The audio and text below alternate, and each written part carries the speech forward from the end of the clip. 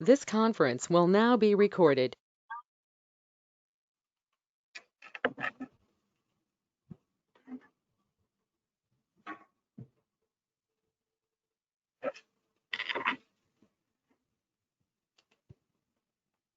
Today's topic is macular disorders.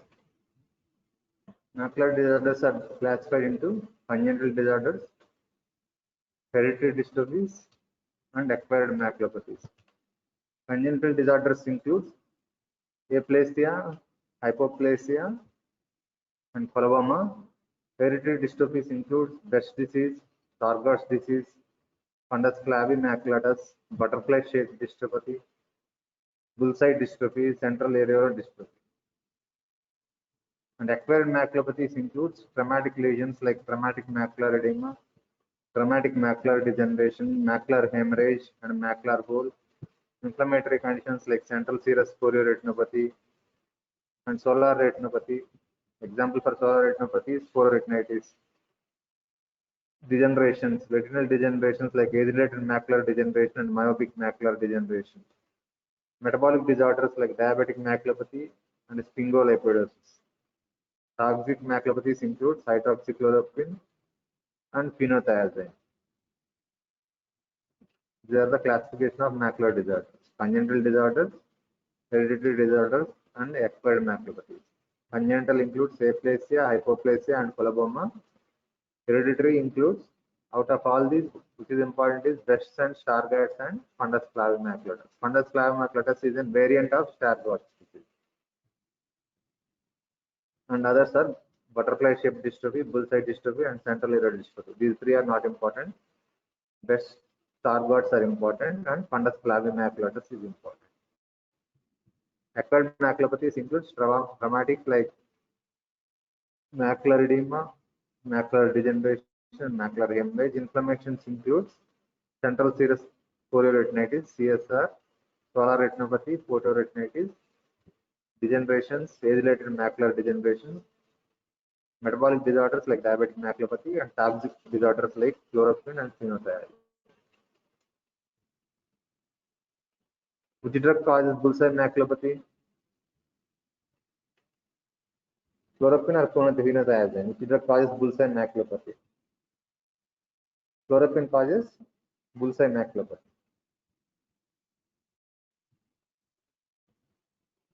Out of these common conditions are central serous chorioretinopathy, cystoid macular edema, macular hole, macular epiretinal membrane, vitreomacular traction syndrome, and idiopathic choroidal neovascular. Because out of these, central serous chorioretinopathy and cystoid macular edema are most common conditions.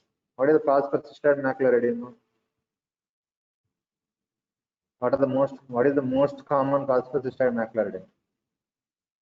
Diabetic retinopathy is the most common cause for cystoid macular edema. Other causes are can occur following surgery or trauma or cataract surgery or trabeculectomy surgery. It can occur following NDA capsulotomy.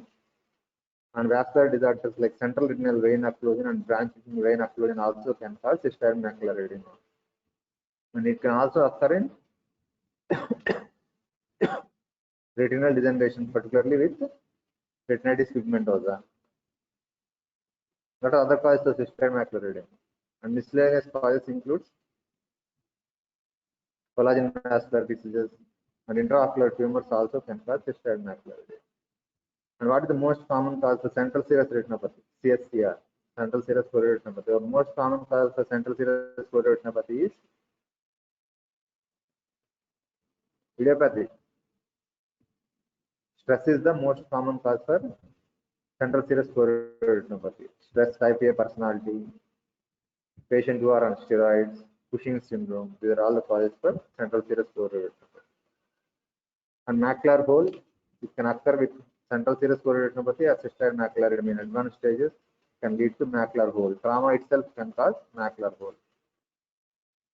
These three are the most common conditions: central serous chorioretinopathy, cystoid macular edema, macular hole. Epiretinal membrane is also common, but less common than cystoid macular edema and central serous chorioretinopathy. These three are the most common conditions: central serous chorioretinopathy, cystoid macular edema and macular hole are the most common conditions.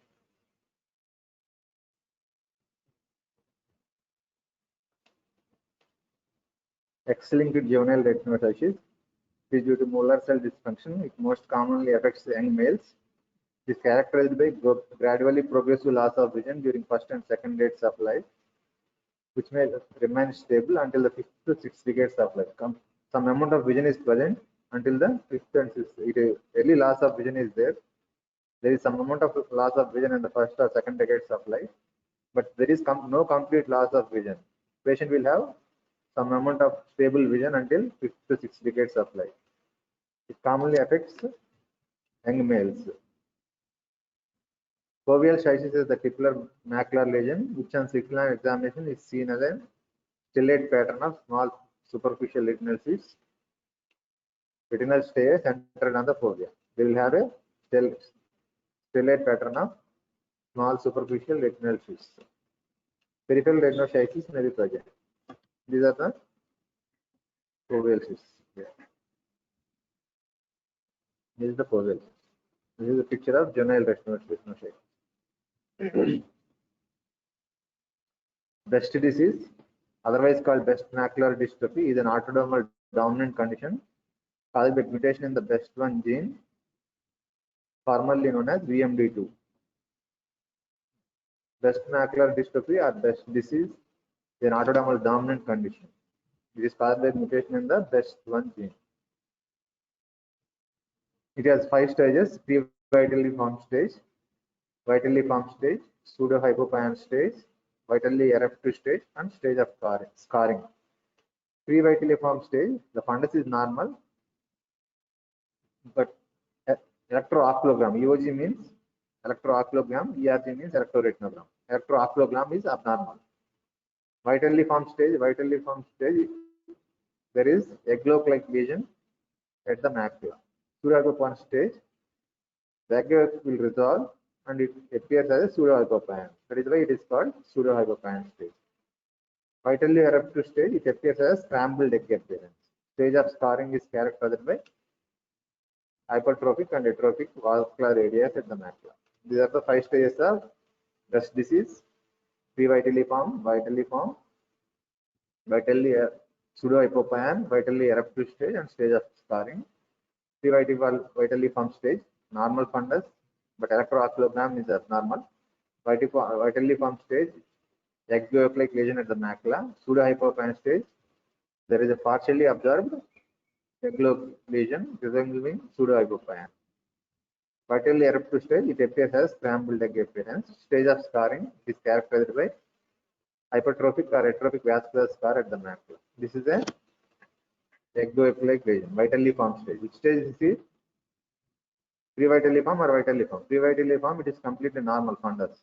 This is a vitally formed stage. Egg-like lesion at the macula is called vitally formed stage. It has normal electroretinogram with abnormal electrooculogram. OCT, ocular coherence tomography, shows hyperreflective material beneath and within the retinal pigment epithelium.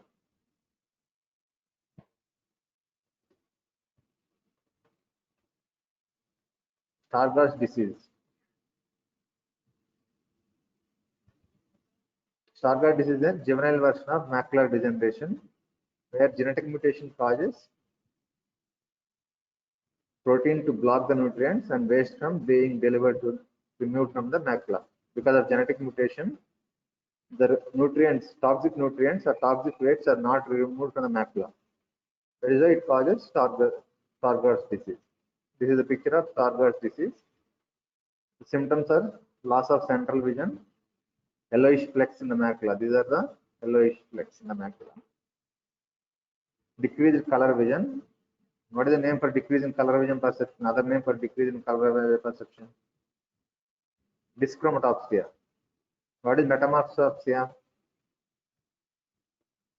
Metamorphopsia means objects appears wavy in line, wavy pattern. That is called metamorphopsia. Micropsia means objects appear small in size. Whereas dyschromatopsia means some amount of loss of color vision is there. It is called dyschromatopsia. That is called decrease in color vision perception is called dyschromatopsia. Wavy or blurry vision is called metamorphopsia. Peripheral vision may not be affected. Change in the central vision, there is some loss of central vision. Yellowish flecks in the macula, these are the yellowish flecks in the macula. Decrease in color perception, that is dyschromatopsia. Wavy or blurry vision, that is called metamorphopsia.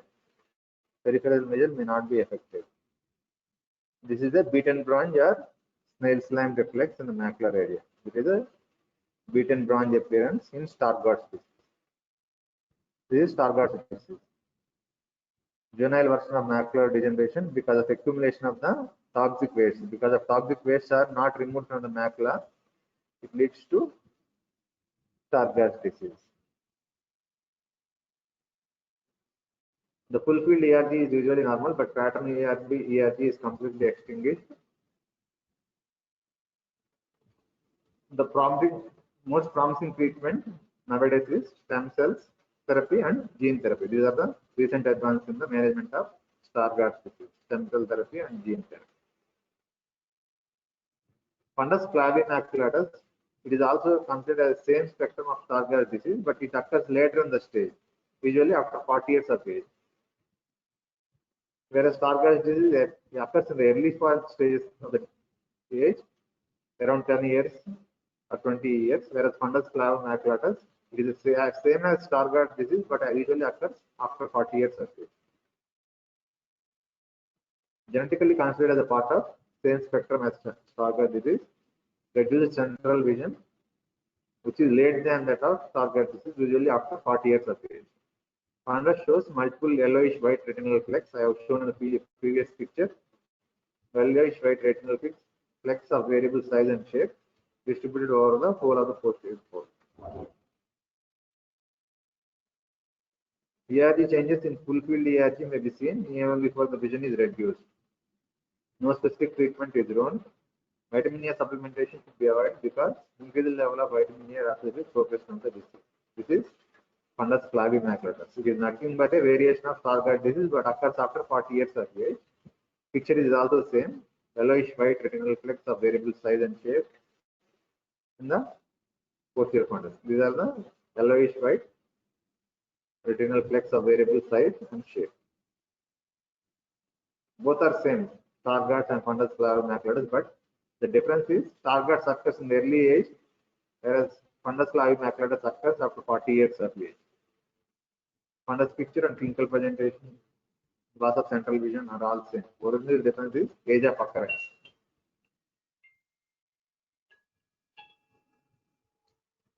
Srinivas.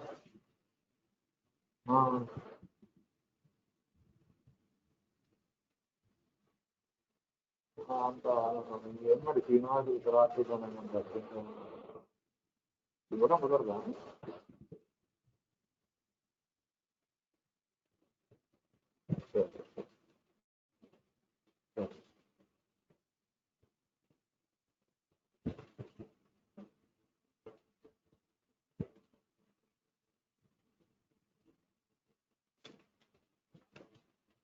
solar retinopathy. The other name for solar retinopathy is also known as photoretinitis or eclipse retinopathy. The cause of solar retinopathy is eclipse viewing and religious sunbathing, psychiatric disorder or sunbathing. They are all the telescopic solar viewing. They are all the causes for solar retinopathy. Retinal injury induced by direct or indirect viewing. Solar retinopathy is associated with religious sunbathing, solar eclipse observing, telescopic solar viewing, sunbathing, and sun watching in psychiatric disorder. These are all the causes for solar retinopathy or photoretinitis. Photoretinitis and solar retinopathy, eclipse retinopathy, all the three are same synonyms. Solar retinopathy, photoretinitis, or eclipse retinopathy. Causes include causes of phototic retinopathy includes solar retinopathy, exposure to the welding arcs, lightning retinopathy, retinal phototoxicity from ophthalmic instruments like operating microscope.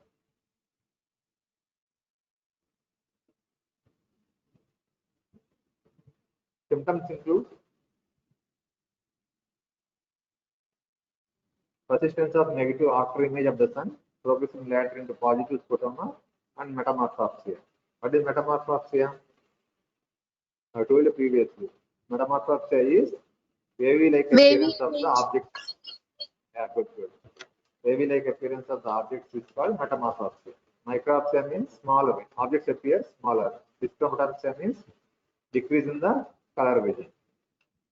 There are the symptoms of photoretinitis. Persistent negative after image of the sun, progressing later into positive scotoma, and metamorphopsia, wavy-like appearance of the objects, and decreased central vision.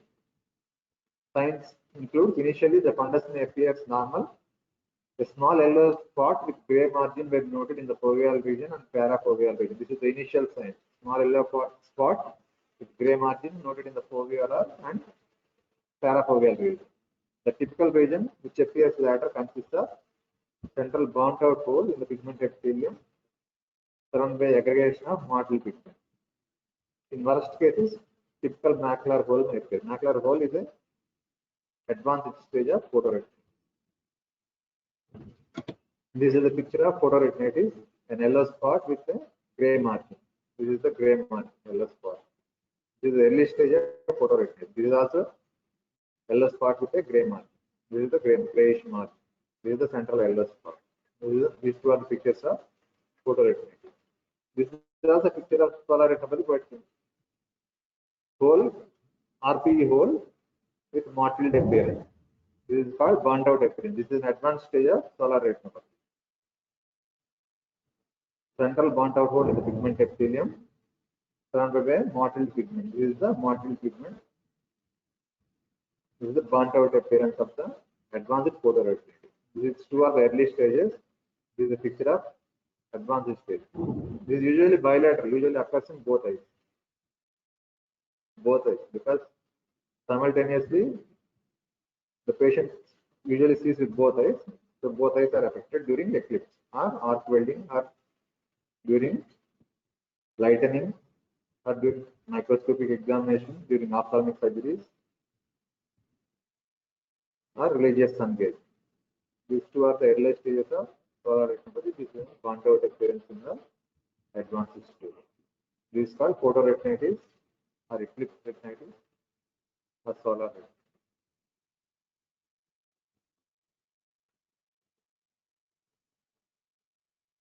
Cystoid macular edema is collection of fluid in the outer plexiform layer and inner nuclear layer centered around the foveola. You can see here the cysts. These are the cysts here. This is the OCT picture showing accumulation of fluid and leads to formation of cysts in the between the outer plexiform layer and the inner nuclear layer centered around the foveola. Radiology, I have already told you, it can occur as a complication of any intraocular surgery. It can occur following cataract surgery or trabeculectomy, or it can also occur following anti-aglazure. It can also occur following retinal detachment surgery. It can also occur following RD surgery. Retinal vascular disorders like diabetic retinopathy. Diabetic retinopathy is the most common cause for cystoid macular edema. And CRVO, BRVO, hyperretinopathy, hypertensive retinopathy, and retinal telangiectasia. These are the retinal vascular disorders. Intraocular inflammations like intermediate uveitis and posterior uveitis also can cause cystoid macular edema. Nothing but cystic spaces in the macular area is called. There is accumulation of fluid within the cells in the outer plexiform layer, leading to cystic spaces. On both CT, it appears as a cystic spaces. That is why it's called cystoid macular edema. It can occur as a side effects of topical drugs because prostaglandin analogs. What is prostaglandin analogs are the mediators of inflammation. They release cytokines. Cytokines induce inflammation and increase vascular permeability. Vascular permeability leads to secretion of fluid within the retinal layer. That is the pathology of cystoid macular. Retinal dystrophies like retinitis pigmentosa, vitreomacular attraction. Other causes include intraocular tumors, choroidal neovascularization, and epithelial. These are all the causes of cystoid macular edema. Most important is because it can occur as a complication of cataract surgery or any surgery like trabeculectomy or retinal detachment surgery. Retinal vascular disorders like diabetic retinopathy, hypertensive retinopathy, CRVO, central retinal vein occlusion, branch retinal vein occlusion, and retinal telangiectasia. Intraocular inflammations like anterior uveitis, intermediate uveitis, and posterior uveitis. Most commonly, intermediate uveitis and posterior uveitis most commonly causes cystoid macular edema. Can occur as side effects of certain drugs like prostaglandin analogs. What are prostaglandin analogs? What are the prostaglandin analogs? Where they are used? Prostaglandin analogs are used in the management of glaucoma. Travoprost, latanoprost, lumidoprost, these are all the prostaglandin analogs. They are the mediators of inflammation which causes release of cytokines. These cytokines increase the vascular permeability, leads to secretion of fluid within the retinal layer. That leads to cystic spaces within the accumulation of fluid between the outer plexiform layer and inner nuclear layer of the retina. Retinal dystrophies like retinitis pigmentosa and micromacular attraction. Other causes include intraocular tumors, choroidal neovascular membrane, and epiretinopathy. These are all the causes for cystoid macular edema.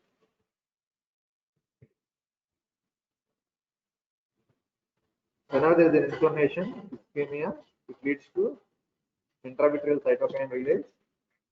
Whenever there is an inflammation, COVID also, Corona also, there is inflammation in the lungs, leads to cytokine storm.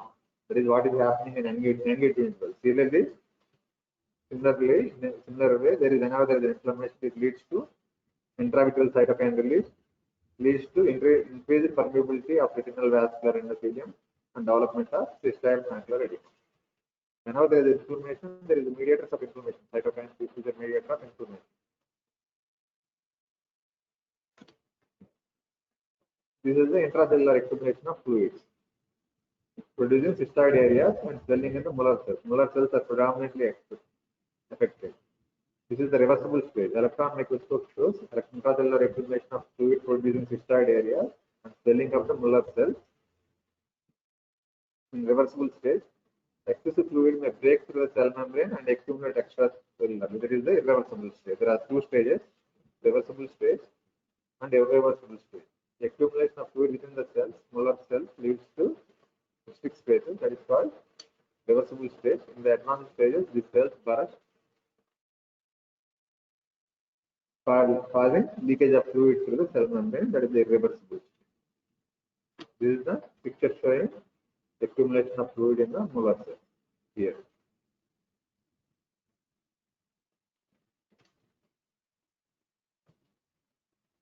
Ocular manifestation: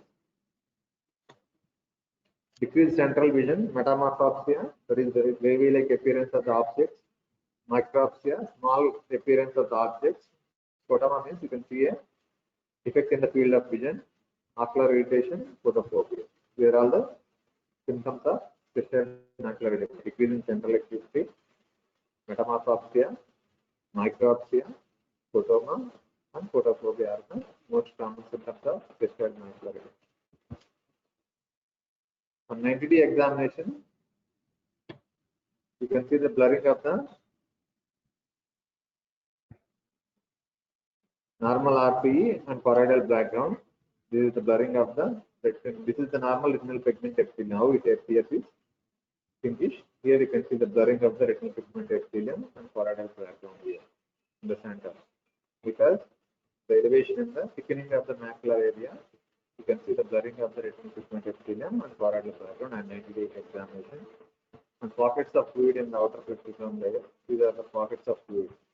You can see here. These are small cysts you can see in the periphery of the macula.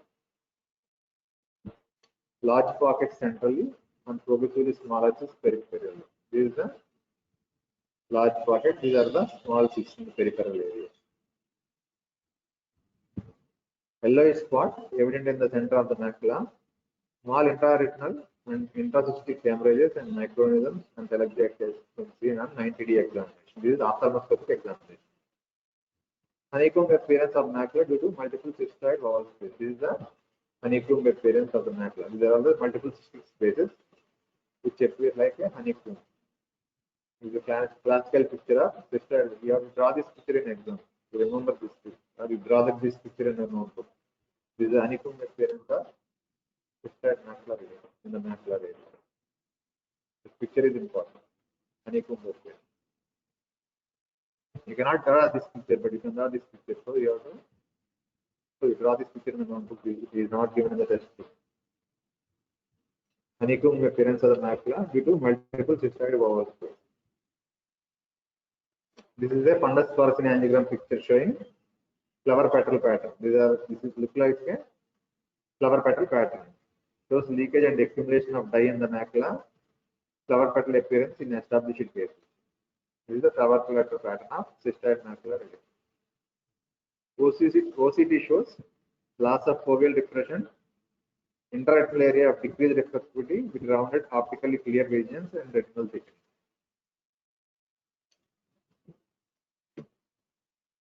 These are all the cystic spaces in OCT. This is also a large cystic space. There are all the small cystic spaces in OCT. Lamellar macular hole is a complication in long-standing cases. Treatment includes early cases, photocoagulation, grid photocoagulation, and cessation of topical prostaglandin analogs or adrenaline drops. Topical prostaglandin analogs or topical NSAIDs should be used. NSAIDs like ketorolac, diclofenac, nepafenac, bromofenac, these are all the topical NSAID drugs. Most commonly used for cystoid macular edema should be used. Whereas topical prostaglandin analogs and adrenaline should be stopped. And topical NSAIDs, non-steroidal anti-inflammatory drugs should be initiated. And prostaglandin analogs and adrenaline should be stopped. Systemic steroids are given in established cases. Systemic carbonic anhydrase inhibitors are reduce the fluid in the macular area. Intravitreal triamcinolone or Tricort has increased. It is used due to potent ability to ameliorate or decrease the refractory macular edema secondary to diabetes mellitus or retinal vascular occlusion or inflammation. In these conditions, diabetes mellitus, cystoid macular edema, and diabetes mellitus or retinal vascular occlusion, you can use intravitreal triamcinolone inhibitor. The effect is temporary and can last up to 3 to 6 months. This is a picture of cystoid macular edema. You can see the cystic spaces here. These are the cystic spaces 1, 2, 3, 4, 5, 6. These are all the cystic spaces within the macular area. The accumulation of fluid between the outer plexiform layer and inner layer. This is also an thickening of the macular area. Following injection of triamcinolone, you can see the macular edema cystic spaces disappear and decrease in the thickening of the macular area. Here you can see increased thickening. The red color and yellow color increased thickening in the macular area. Here you can see there is decreased thickening in the macular area. Here you can see these are the fluid spaces, cystic spaces, which is the fluid. Here you can see the resolution of the fluid. The fluid has disappeared and the retina has settled. This is before intravitreal injection of triamcinolone. This is after injection of triamcinolone. You can see the resolution of the macular edema and reduced thickness in the macular area. This is the OCT. OCT image of an eye with diabetic macular edema with corresponding retinal thickness map. This is the retinal thickness map. OCT of the same patient of 1 month following intravitreal triamcinolone estimate, Tricort, with corresponding retinal thickness. You can see the reduction of the thickness here after 1 month. The macular edema has resolved. Other drug of treatment for cystoid macular edema is anti-vascular endothelial growth factor. Vascular endothelial growth factors, they increase the vascular permeability by relaxing the endothelial cell junctions, leading to leakage of fluid into the retinal layer. So you should give anti-vascular endothelial growth factors like ticagrelor, bevacizumab, and ranibizumab. Avastin and Lucentis are the most commonly used. Avastin and Lucentis are the trade names for anti-VEGF. These are the most commonly used intravitreal drugs that decrease the leakage of fluid from the vascular blood vessels. So the treatment of cystoid macular edema is grid laser photocoagulation and cessation of steroids and prostaglandin analogs and adrenaline. And you should start topical non-steroidal anti-inflammatory drugs like nepafenac, bromopanax and ketorolac, and in severe cases you can go for intravitreal injection of triamcinolone or intravitreal injection of anti-VEGF, anti-vascular endothelial growth factor. Examples for anti-vascular endothelial growth factors includes Avastin and Lucentis. These are the trade names, and drug names are Pegamtinib, Ranibizumab, and Bevacizumab. Bevacizumab is Lucentis. Surgical treatment, vitrectomy is the treatment of choice for refractory cystoid macular edema.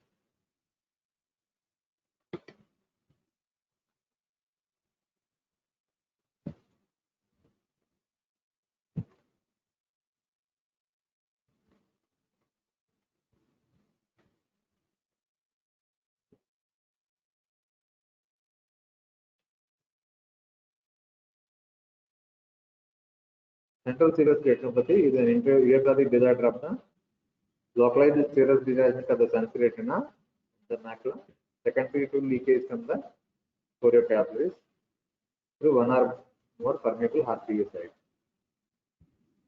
This is sensory detachment of the retina from the sensory retina from the underlying retinal pigment epithelium is called central serous chorioretinopathy, CSCR, central serous chorioretinopathy. May be associated with pigment epithelial detachment. Relative preservation of vision. There is good vision despite prolonged suppression of the neurosensory retina from the underlying retinal pigment. Usually the vision is good.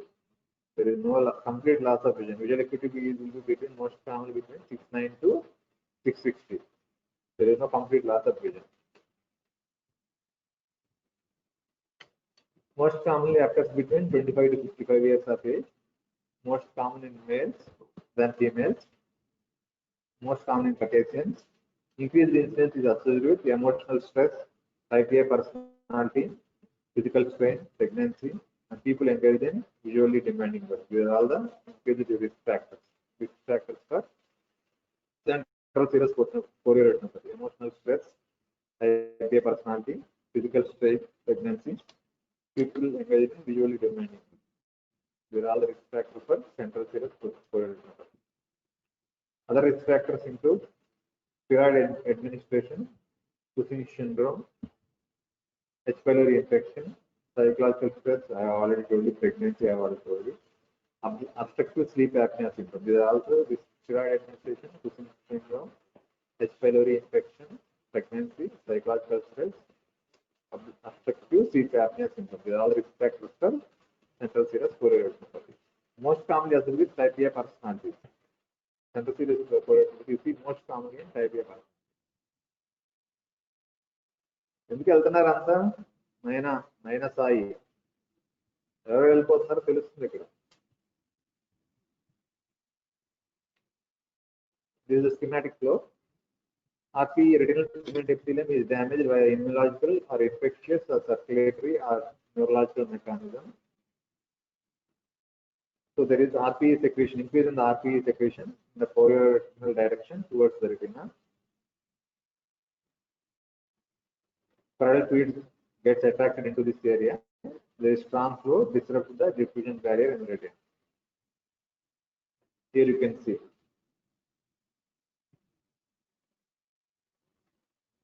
Usually, normally the fluid enters from the vitreous through the retinal pigment epithelium into the choriocapillaries. Retinal pigment epithelium acts as form. This is the choroid. It enters into the choriocapillaries.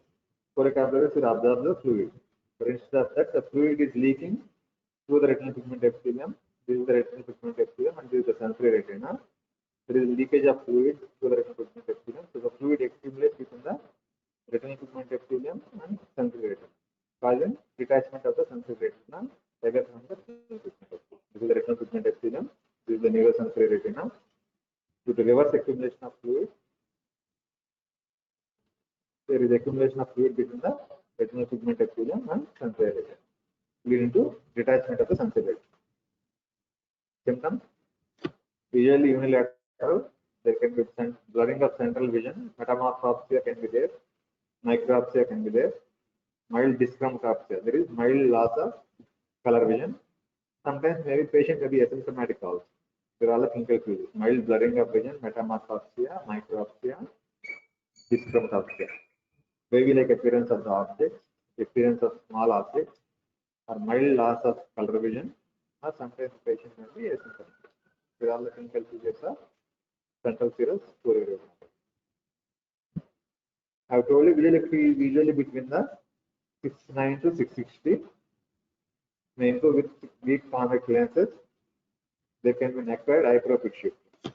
You can see round or oval detachment of the sensory retina in the macular area. This is a classical picture of central serous choroidiopathy. You can see oval shaped detachment. In this picture, you can see the oval shaped detachment of the central retina in the macula. Foveal reflex is absent. Subretinal fluid can be clear after, but you can see the fluid here. This is all the fluid, subretinal fluid. This is the oval shaped detachment here. Oval shaped detachment of the central retina with absent foveal reflex and subretinal fluid. This you can see. One or more depigmented pigment epithelial detachment within the neurosensory detachments can be seen. There can be pigment epithelial detachment also. One or two areas of pigment epithelial detachments also can be seen.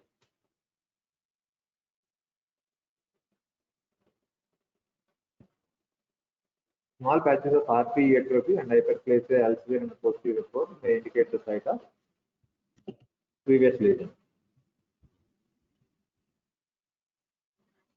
Chronic lesions may be associated with substantial underlying atrophic changes. Obviously, should be examined to exclude congenital pits, congenital optic disc pits. Congenital optic disc pits also causes neurosensory detachment. Course, acute course, which leads to spontaneous resolution within 2 to 6 months. In 80% of the cases, it resolves. Central serous choroidiopathy (CSR) resolves spontaneously, but in some cases, it can take a chronic course leading to lasting more than 12 months. Chronic course leads to gradual photoreceptor and RPE degeneration and permanently reduced vision. Multiple recurrent attacks may also give a similar clinical picture. Multiple attacks also can lead to degeneration of the photoreceptors and RPE cells. Bullous CSR is characterized by large single or multiple serous retinal and RPE detachment. Recurrence is seen about 50% of the cases. This is the course of central serous choroidiopathy. About 80% of the cases will resolve spontaneously within 1 month only. Most of the cases will resolve spontaneously within 1 month. Sometimes it may take 3 to 6 months. But some cases may have chronic course lasting more than 12 months. In such cases, there will be photoreceptor and RPE degeneration, retinal pigment epithelial degeneration, leading to permanently loss of vision. Investigations: Amsler kit, OCT, fluorescein angiography, and ICG, indocyanine green angiography. This is an Amsler kit where you can see what is this picture. I have told you wavy-like appearance of the lines. Metamorphopsia. You can see wavy-like appearance of the. Actually, these are straight lines. The patient with CSR will have wavy-like appearance. This is the Amsler kit picture. To test the patient with. Normally, you will see like this straight lines, horizontal and vertical lines. Whereas patient with CSR will appear, the straight lines appear wavy. That is the Amsler kit test, where you give a paper with straight and horizontal vertical lines to tell where the patient is having wavy lines. The patient sees the lines like a wavy pattern, horizontal and vertical. This is a test for central serous choroidiopathy. It is usually used for Amsler kit is used for macular disorder. Any macular disorder, you can use Amsler kit. This is a OCT picture. You can see the sensory retina is detached from the underlying retinal pigment epithelium. This is the retinal pigment epithelium. This is the detached central sensory retina. Optically empty neurosensory elevation can detect detachment that remain undetected in the fluorescein angiography. The advantage is the detachment that are not detected in the fluorescein angiography can be detected in the OCT. Can also detect subretinal deposits like fibrin and subretinal precipitates. Thickened choroid can also be detected. This is the advantage of OCT. You can see here, sensory retina detached from the underlying retinal pigment epithelium. This is the fluid, accumulation of fluid between the sensory retina and retinal pigment epithelium.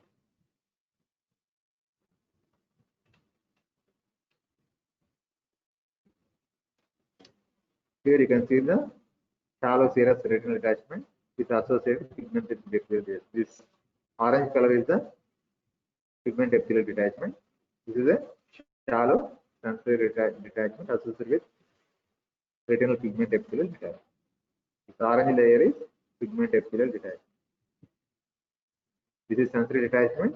This is pigment epithelial detachment. Some cases of central serous retinopathy can be associated with one or two areas of pigment epithelial detachment. This is a picture showing combined sensory retinal detachment and pigment epithelial detachment. So fundus fluorescein angiography, you can see ink blot appearance. This is ink blot appearance. What is ink blot pattern? You take a tissue paper and you keep a drop of ink, you spread centrifugally.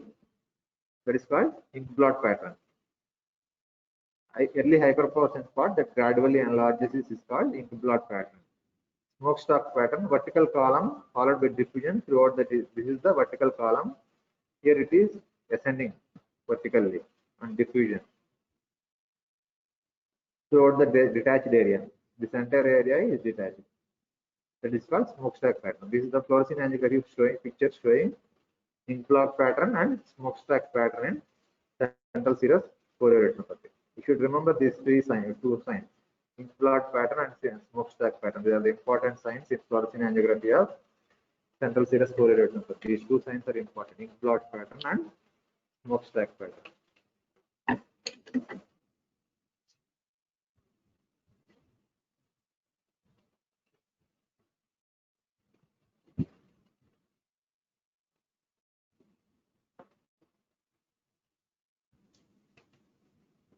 ICG is very important. Indocyanine green angiogram is very important. Demonstrates the choroidal vascular abnormalities and act as guide to treatment. So multifocal areas of hyperfluorescence. These are all the multifocal areas of hyperfluorescence.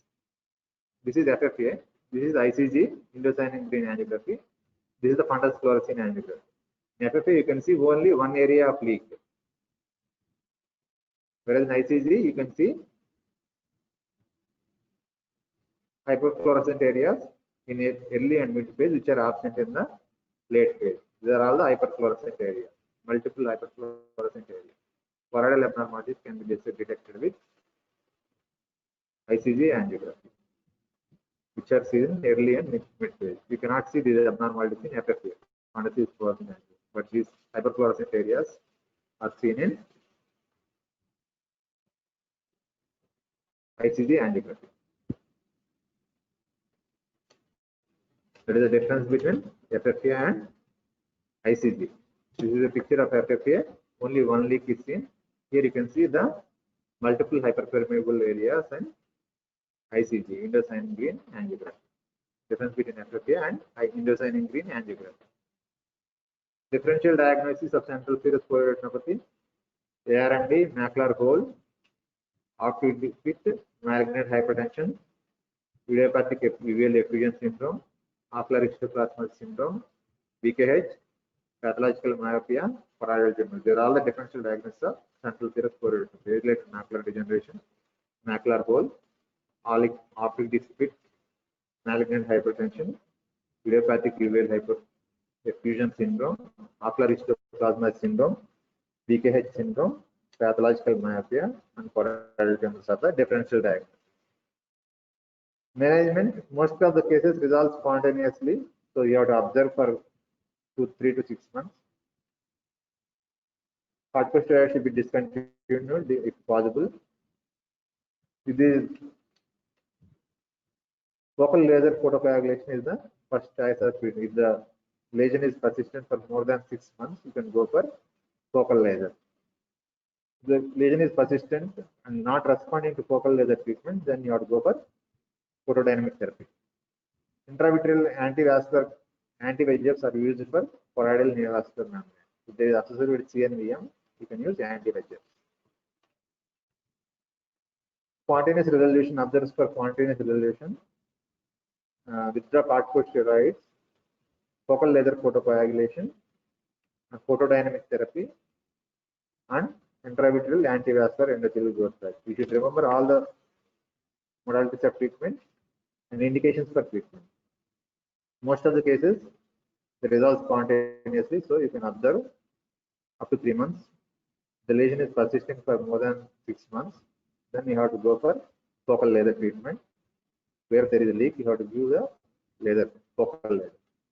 The lesion is not responding to the laser and it is progressing, then you have to go for photodynamic therapy with vertiforfide. If there is associated with choroidal neovascular membrane, you should go for anti-VEGF, antivascular and growth factor. 90% of the eyes with CSR undergo spontaneous resorption of the subretinal fluid within 3 to 4 months. Recovery of visual acuity usually follows, but can take up to 1 year. Micropulse diode laser to the RPE site of leakage has shown good results in several studies and is associated with significant lesser retinal damage on OCT than conventional photocoagulation. Micropulse diode laser to the RPE site of leakage is more effective than photocoagulation.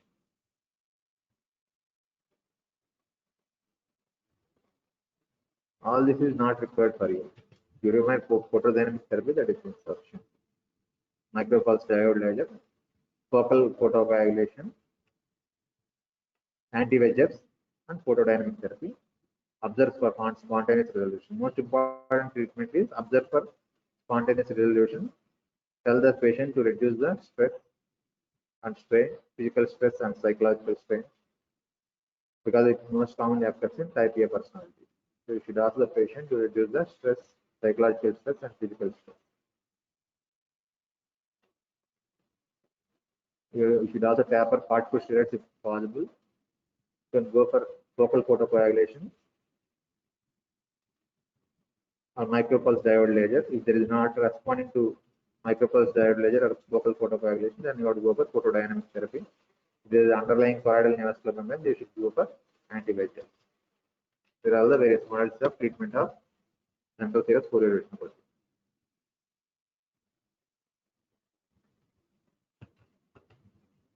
You can see here, this is a picture of FFA, where you can see leak only in the one area, whereas indocyanine green angiography, you can see multiple hyperpermeable areas.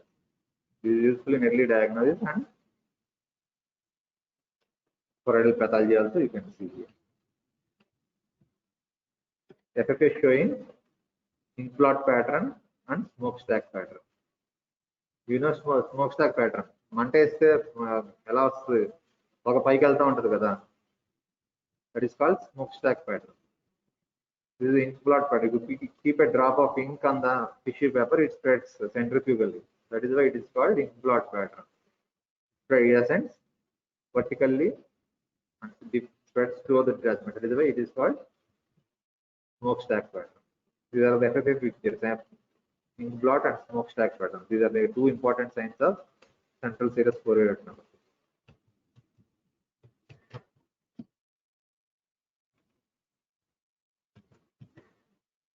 This is the OCT picture of central serous retinopathy. You can see the detachment of the sensory retina from the underlying retinal pigment epithelium.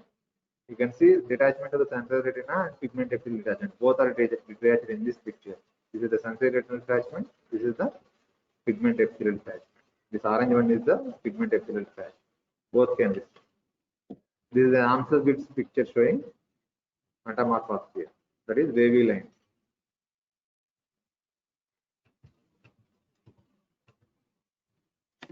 This is the fundus picture showing round or oval detachment of the sensory retina in CSR, central serous retina.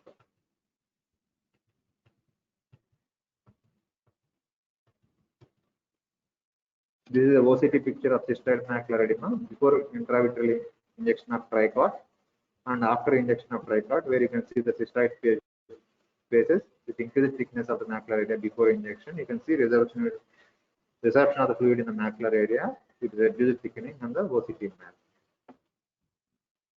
Intravitreal triamcinolone. Tricot is the treatment of choice for cystoid macular edema. You can also give intravitreal anti-VEGFs, anti-vascular endothelial growth factors like ticagrelor and bevacizumab for the treatment for cystoid macular edema.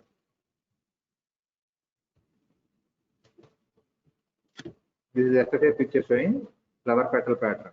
If you remember the names, flower petal pattern you see in cystoid macular edema, whereas ink blot and smokestack pattern you see in central serous choroidiopathy. This is honeycomb appearance in cystoid macular edema. Honeycomb appearance and flower petal pattern are seen in cystoid macular edema, whereas ink blot appearance and smokestack appearance of FFA is seen in central serous choroidiopathy. Don't get confused. This is intracellular accumulation of fluid in the Muller cell.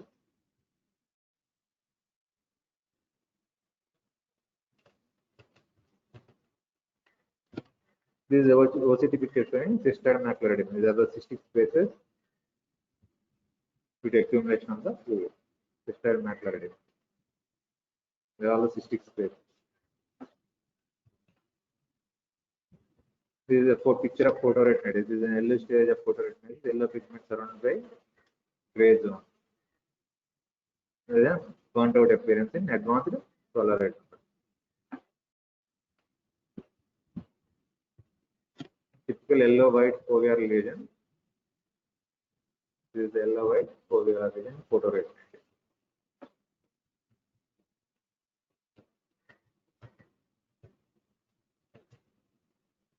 This Stargardt disease, where you see beaten branch appearance or snail line reflex in the macular area. You can see the flecks of yellowish white deposits.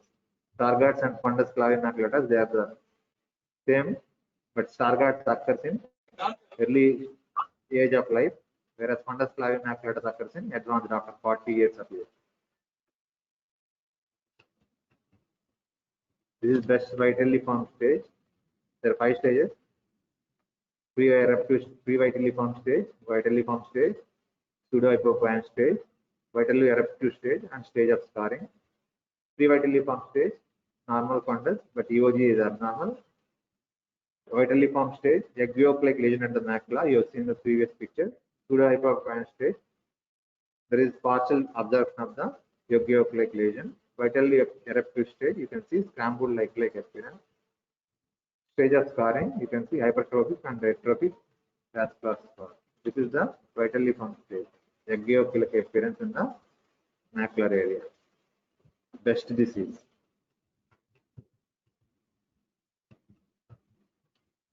These are all the macular disorders. And these are the classifications: congenital, hereditary, and acquired maculopathy. Hereditary, most important is Best disease, Stargardt disease, and fundus flavi maculatus. Acquired, most important is most common conditions are central serous choroidiopathy, cystoid macular edema, and macular hole, macular epiretinal membrane, vitreomacular VMT, vitreomacular traction syndrome, CNVM, choroidal neovascular membrane. These are all the common conditions in acquired diseases. You remember at least common conditions.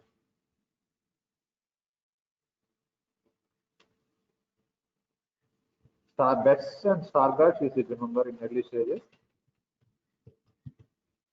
And fundus flavi maculatus. In acquired maculopathy, you remember CSCR, central serous choroidiopathy, cystoid macular edema, and macular hole. At least these 3 you remember. You should learn, not remember. You should learn central serous choroidiopathy, cystoid macular edema, and macular hole. These 3 you should learn compulsory. In early hereditary diseases, you should learn Best disease, Stargardt disease, and fundus flavi maculatus. Okay. Thank you.